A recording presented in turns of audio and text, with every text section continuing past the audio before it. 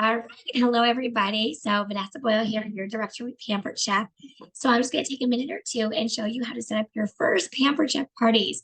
Woohoo! It's so exciting. You get to officially kick off your business by setting up your parties. So we're going to take a look right now how to do that. So I'm going to go ahead and share my screen with all of you. So just bear with me for 1 minute till I click share screen. Okay. So we should hopefully be able to see our screen. Let me just make sure we're good.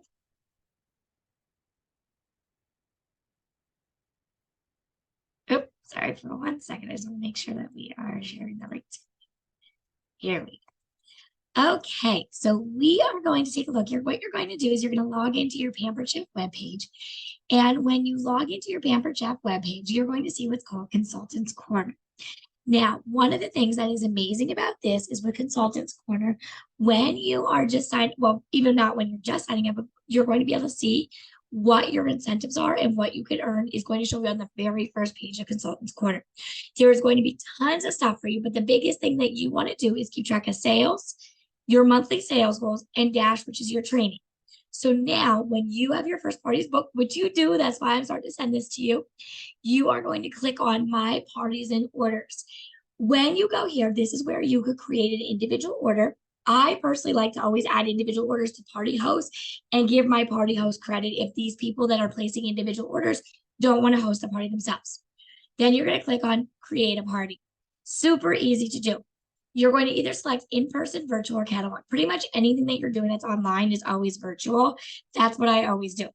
Now, you do have the option to run fundraisers, weddings, showers, like registries, or what we call a shared rewards party.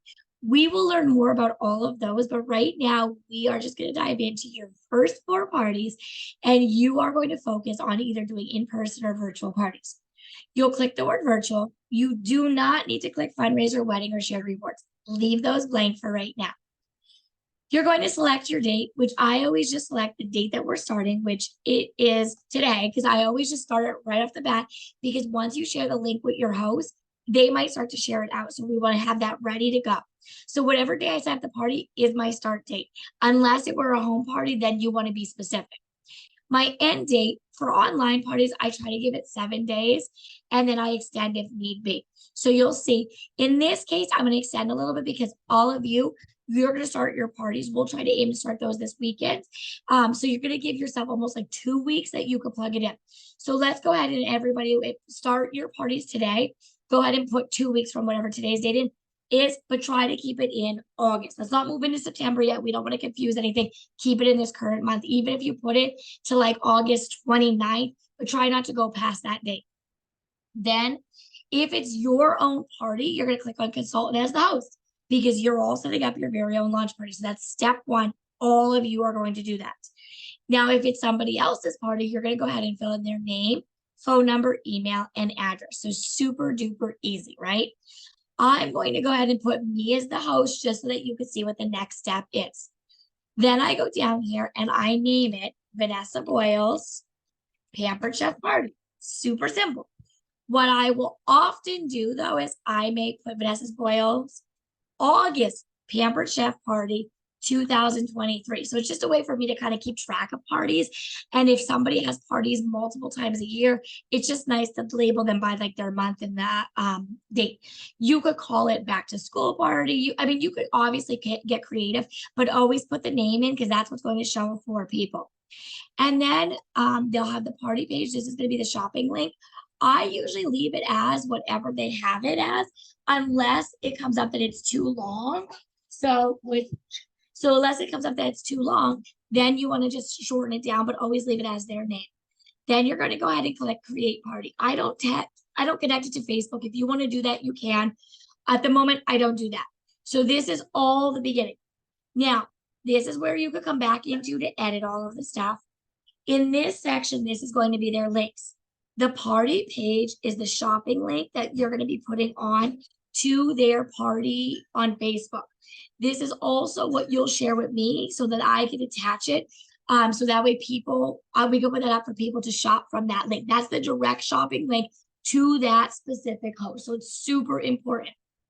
Now, with that being said, the host dashboard, that is actually where for the host dashboard, you could send that and your host can track their party as they go. This is also where they are going to plug in their rewards at the end. They're going to see their sales as you go, things like that. So I really only use these two middle ones. If a host is struggling to go in and fill out what they want, I will send them the dashboard training link. That just shows them how to do it. 9 times out of 10, most people are pretty tech savvy. They can do it. You could still be the old fashioned way and plug in orders for hosts. What I like is having my host do it. And the reason being is they get to play with their totals. They physically can see it. It's very hard for me to explain things and constantly like take pictures so people understand what's going on.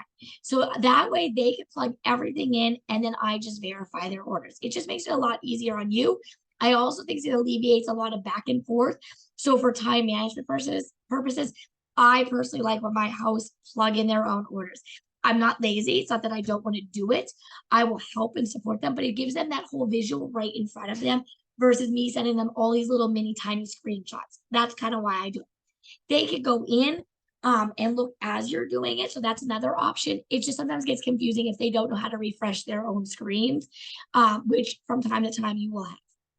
So anyways, so like I said, most of the time, those are the two links that I send to my host, and they're the two that we utilize. As you scroll down a little bit further, you're going to have the option to do to edit it. It defaults always back to the last host. This is a glitch I noticed. I did put in tech tickets. So what I always do is I go in and I edit it. You can change out the picture if you want to, totally up to you. And then I just put like a little bit of blurb. So welcome to my very own Pampered Chef Party for all of you. I hope that you learned some tips, tricks, and recipes throughout. I am here to assist you with any questions you have. And then that's what would show on the screen. This is what the party invitation is going to look like.